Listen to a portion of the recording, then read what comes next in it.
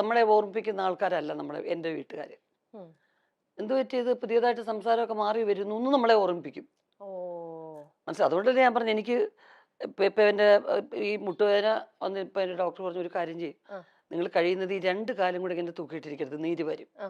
അപ്പോൾ ഒരു കാലിൻ്റെ മുകളിൽ ഒരു കാല് വെച്ച് അങ്ങനെ ഇരിക്കൂ. പക്ഷെ എൻ്റെ വീട്ടിൽ സമ്മതിക്കത്തില്ല. എന്ത് പറ്റി മക്കളെ, കാല് ഭാരമായിട്ട് തോന്നുന്നോ, എന്ത് പറ്റി കാലുമേ കാലിട്ടൊക്കെ ഇരിക്കുന്നതെന്ന് ചോദിക്കും. എന്നാലും ആരും ഇല്ലാത്തപ്പോൾ ഞാനപ്പോൾ യൂസ്ഡ് ആവുകയാണ്. അപ്പോൾ അങ്ങനെയുള്ള നല്ല എഡ്യൂക്കേറ്റഡ് ആണ് എൻ്റെ അമ്മ. പക്ഷെ എങ്കിലും പറഞ്ഞു തരുന്നൊക്കെ അങ്ങനെയുള്ള കാര്യങ്ങളാണ്. അപ്പം നമ്മുടെ പെരുമാറ്റത്തിൽ കുറച്ചൊരു കൂടുതൽ ഗൗരവമോ കുറച്ച് ഹാർഷായി പോയി കഴിഞ്ഞാൽ അങ്ങനെയൊന്നും സംസാരിക്കാൻ പാടില്ല എന്ന് എല്ലാവരും കൂടെ നമുക്ക് ഓപ്പോസിറ്റ് ആവും. എല്ലാവരും, കുടുംബത്തിലുള്ള എല്ലാവരും എന്ത് പറ്റി, അയ്യോ അത് ഭയങ്കര മോശമായപ്പോൾ അങ്ങനെ സംസാരിച്ചത്. അപ്പം നമുക്ക് വല്ലാത്തൊരു അന്തരീക്ഷമാവും നമ്മുടെ വീട്ടിലെ. അപ്പൊ ചേച്ചിക്ക് അങ്ങനെ എപ്പോഴെങ്കിലൊക്കെ മാറ്റങ്ങൾ സംഭവിച്ചിട്ടുണ്ട്?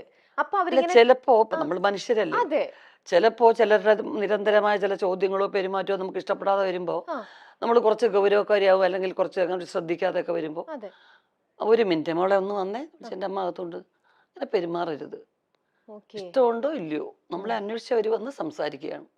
അവർ പോകുന്ന അത്രയും സമയം വരെ ഒരു ചിരി മുഖത്ത് ഉണ്ടാവണം എന്ന് ഓർമ്മിപ്പിക്കും. അപ്പൊ നമ്മൾ വല്ലാതെ അപ്സെറ്റ് ആവും.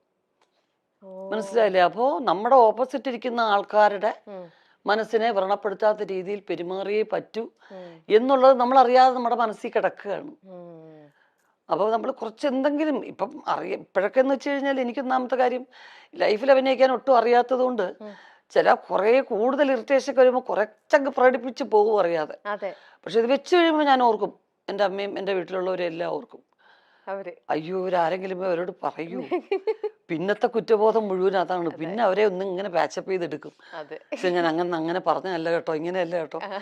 പക്ഷെ നമ്മുടെ കുടുംബാന്തരീക്ഷം തന്നെയാണ് നമ്മളുടെ പല മാറ്റങ്ങൾക്കും കാര്യം. തീർച്ചയായിട്ടും. ഈ കൽപ്പന ചേച്ചി രഞ്ജിനി ചേച്ചിയായിട്ട് എനിക്ക് നല്ല അടുപ്പമുണ്ട്. ചേച്ചിനെ ഞാൻ ആദ്യമായിട്ട് ഇങ്ങനെ മീറ്റ് ചെയ്യണത്.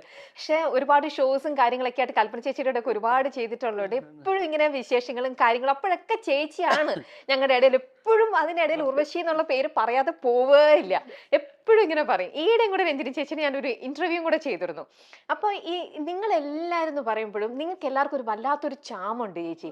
നിങ്ങൾ 3 പേരിലും നമ്മളെ എല്ലാവരും ഇപ്പോഴും ആ ഇഷ്ടം വെക്കുന്നതിൽ ഒരു വല്ലാത്തൊരു മാജിക് പവറാണ്. ഞാൻ എന്നെ എപ്പോഴും ആലോചിക്കും, നിങ്ങളുടെ ബ്ലഡ് എടുത്ത് വേറൊരാൾക്ക് കൊടുത്താലും ഇതിങ്ങനെ തന്നെ കിട്ടും. നിങ്ങൾ എല്ലാവർക്കും ഇതേപോലെ ചിരിച്ച മുഖത്തോടെ ഇരിക്കാനും മറ്റുള്ളവരെ ചിരിപ്പിക്കാന്നൊക്കെ പറയുന്നത് ഒട്ടും തന്നെ ഈസി ആയിട്ടുള്ള ഒരു കാര്യമല്ല.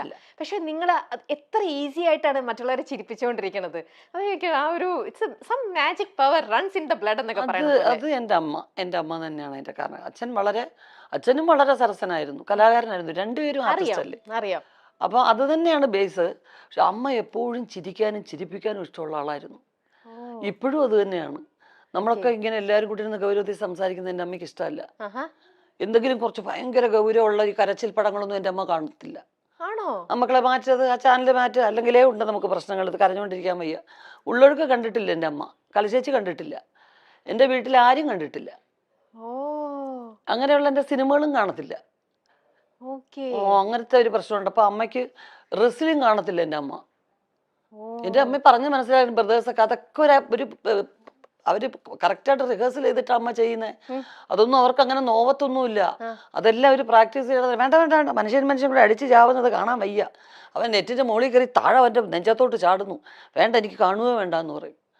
അപ്പൊ അത്രയും ഒരു പോസിറ്റീവ് അറ്റ്മോസ്ഫിയർ ഇഷ്ടപ്പെടുന്ന ഒരാളാണ് എൻ്റെ അമ്മ. ഇതൊക്കെ ആക്ടിങ് ആണെന്ന് അറിയുന്ന ഒരാള്, ഒരു ആക്ടറും കൂടിയാണ്. എന്നിട്ടും ഇങ്ങനെ അല്ലേ? ചേച്ചിക്ക് അപ്പൊ ഇതിനോടുള്ള ചേച്ചിയുടെ കാഴ്ചപ്പാട് എങ്ങനെയാ? തീർച്ചയായിട്ടും അതൊരു പരിധി വരെയും കറക്റ്റാണ്. പക്ഷെ എനിക്കൊക്കെ എന്ന് വെച്ച് കഴിഞ്ഞാൽ ഒരുപാട് അങ്ങ് അഭിനയിക്കാൻ പറ്റത്തില്ല. അപ്പൊ എന്ത് ചെയ്യും, നമ്മള് കണ്ടിട്ടുള്ള ഏറ്റവും പരിധി ഒട്ടും ഗൗരവമില്ലാത്ത അങ്ങ് സംസാരിച്ചേക്കുക. നമുക്ക് ഫീൽ ചെയ്യുന്നതോ അല്ലെങ്കിൽ ഒട്ടും ഇത് കാര്യമായിട്ടുള്ള രീതിയിലുള്ള സംസാരം എല്ലാം തോന്നിക്കഴിഞ്ഞാൽ പരസ്പര ബന്ധമില്ലാതെ ഞാൻ വേറെ കാര്യങ്ങളൊക്കെ സംസാരിക്കും. ഡൈവേർട്ട് ചെയ്തിട്ട് അവര് ചോദിക്കുന്ന ചോദ്യം ഉത്തരവായിരിക്കത്തില്ല ഞാൻ പറയുന്നത്. ഒരു ബന്ധത്തിന് ഈ ചോദ്യത്തിന് ഉത്തരം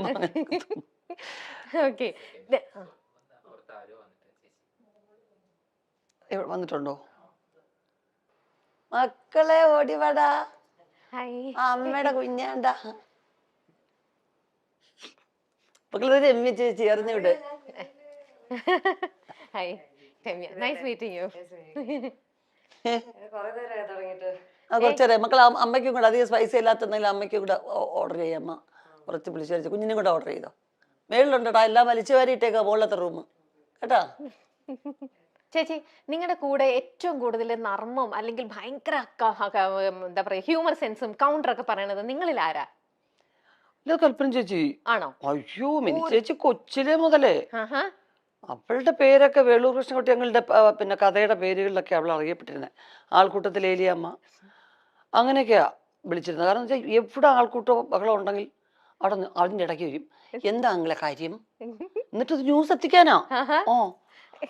എന്നിട്ട് വണ്ടി ഇടിച്ചപ്പോ എന്തോ പറ്റി എല്ലാത്തിനും പറഞ്ഞിട്ട് പോപ്പുലർ ആയിരുന്നു കൽപ്പന ചേച്ചി. ഇപ്പൊ കൊച്ചില് ചെറുപ്പം മുതൽ അങ്ങനെ തന്നെയായിരുന്നു. ഞാൻ ഈയിടെ രഞ്ജിനി ചേച്ചിയുടെ ഒരു ഇന്റർവ്യൂ എടുത്തിരുന്നു. കല ചേച്ചി, നിങ്ങളുടെ വീട്ടിൽ ഏറ്റവും കൂടുതൽ ഹ്യൂമർ സെൻസ് ആർക്കായിരിക്കും? കൽപ്പന ആണല്ലേ? രഞ്ജിനി ചേച്ചി ഇത് തന്നെയാ പറഞ്ഞേ. നല്ലോണം ഇമിറ്റേറ്റ് ചെയ്യും. നമുക്ക് തോന്നും ആ ആളാണോ നമ്മുടെ മുമ്പിൽ ഇരിക്കുന്നതെന്ന് തോന്നും.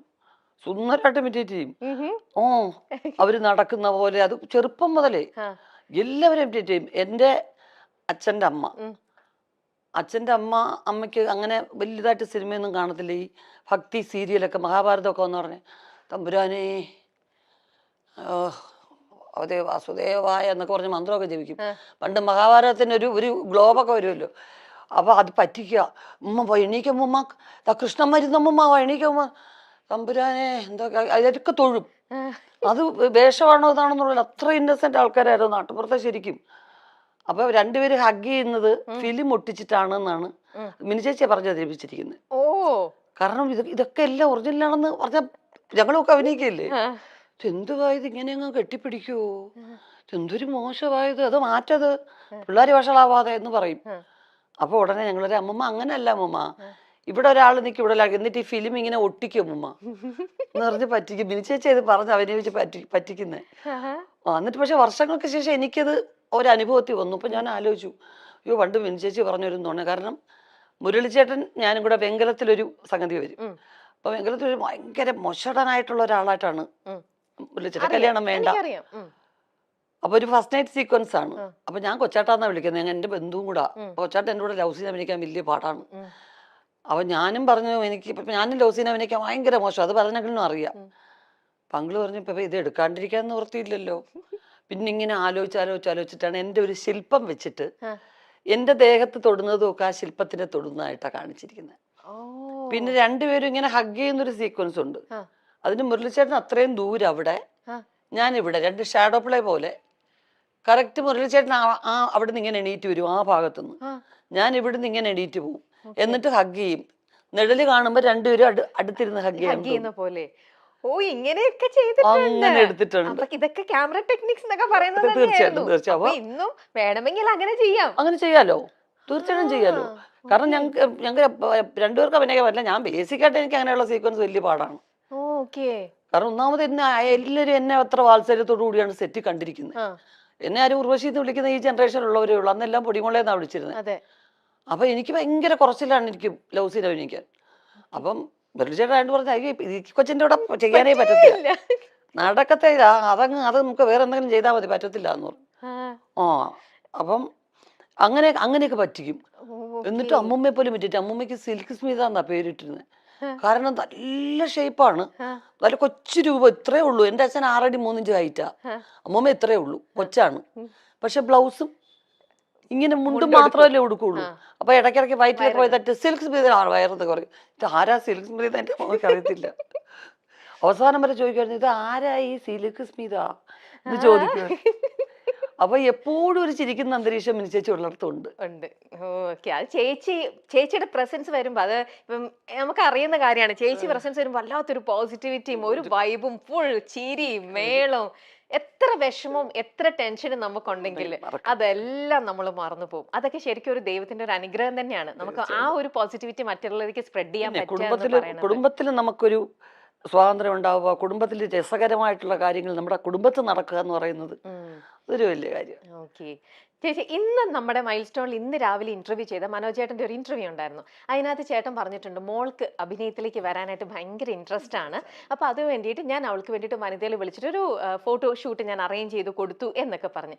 ഇപ്പോ നമ്മുടെ ഈ വിമർശകരും ഒരുപാടുണ്ടല്ലോ. നമ്മുടെ ഇന്നത്തെ നിങ്ങൾ എന്ത് അനങ്ങിയാലും മിണ്ടാതിരുന്നാലും എന്തിനും എല്ലാത്തിനും വിമർശിക്കുന്ന സമൂഹവും ഉണ്ട് നമ്മുടെ കൂടെ.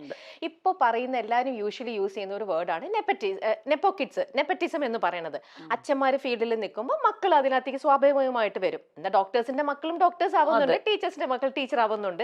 പക്ഷെ സിനിമയിൽ ഇപ്പൊ നമ്മൾ കൂടുതലായിട്ടും സിനിമയിലുള്ളവരുടെ ഒക്കെ മക്കള് ഇതിലിപ്പോ സജീവമായിട്ട് ഇപ്പൊ ഒരുപാട് പേരെ നമുക്ക് എണ്ണത്തിൽ ഉണ്ട്. അതുകൊണ്ട് തന്നെ സോക്കോൾഡ് ഇപ്പൊ എല്ലാവരും പറഞ്ഞത് നെപ്പോ കിഡ് എന്ന് പറഞ്ഞിട്ട് നെപ്പോ കിഡ്സ് എന്നുള്ള ഇതിലേക്ക് വരുന്നു. ചേച്ചിക്കും ഇപ്പം നിങ്ങളുടെയും മകള് ഇതിലേക്ക് വരികയാണെന്നുണ്ടെങ്കിൽ ഇത്തരത്തിലുള്ള വിമർശനം മറ്റേ സൈഡിൽ നിൽക്കുകയും ചെയ്യുമ്പോൾ ചേച്ചി ഇതിനെ എങ്ങനെ കാണുന്നത്? എനിക്ക് അവളൊക്കെ കൊച്ചിലേ മുതലേ ഒരു ഫോട്ടോയ്ക്ക് പോലും നിർത്തുന്ന ഇഷ്ടം ഉണ്ടായിരുന്നില്ല. ഞാൻ മാത്രമേ ഉള്ളൂ വീട്ടിൽ അങ്ങനെ വേണ്ട അവള് പഠിക്കണം, എനിക്ക് പഠിക്കണമെന്ന് വലിയ ആഗ്രഹമായിരുന്നു. അപ്പൊ അവള് പഠിക്കാൻ നല്ല മിടുക്കിയായിരുന്നു. അപ്പോൾ അത് +2 ഒക്കെ കഴിഞ്ഞ് 85% മാർക്ക് ഒക്കെ എടുത്ത് പഠിച്ചു കഴിഞ്ഞ് അവള് ബാംഗ്ലൂർ ഹോസ്റ്റലിൽ ചേർന്നാണ് കോഴ്സ് പാസ്സാവുകയൊക്കെ ചെയ്തത്. അപ്പൊ ഞാൻ പറഞ്ഞു ജോലി, നിന്റെ പഠിത്തത്തിനുള്ളൊരു ജോലി നീ ചെയ്ത് ആ ശമ്പളം പറ്റി അതിനകത്തുനിന്ന് സ്വന്തം ചെലവിൽ കാര്യങ്ങളൊക്കെ നടത്തി പൈസയുടെ വില അറിയണം. അല്ലെങ്കിൽ ഒരു സെലിബ്രിറ്റി കുട്ടിയായിട്ട് മാത്രം വളർന്നാൽ ശരിയല്ലല്ലോ. പക്ഷെ അവൾ അക്ഷരം പ്രതി അനുസരിച്ചു. പിന്നെ ഡബ് സ്മാഷും അതും ഇതും ഒക്കെ എല്ലാം ശിവൻചേട്ടനാണ് പ്രോത്സാഹിപ്പിക്കുന്നത്.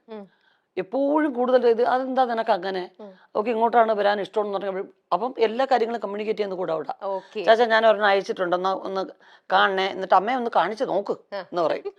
അപ്പൊ ഞാനിത് വലിയ ശ്രദ്ധിക്കുന്നതായിട്ട് ഭാവിക്കത്തൊന്നുമില്ലായിരുന്നു. പക്ഷെ അവള് ഹ്യൂമർ നല്ലോണം ചെയ്യും. മിനിച്ചേച്ചിയുടെ ഹ്യൂമർ അവൾക്ക് കിട്ടിയിട്ടുണ്ട്. അത് എനിക്ക് അതാണ് എനിക്ക് ഞാൻ അകറ്റി തന്നെ കാരണം ഹ്യൂമർ പെർഫോം ചെയ്യാനായി ഇഷ്ടം.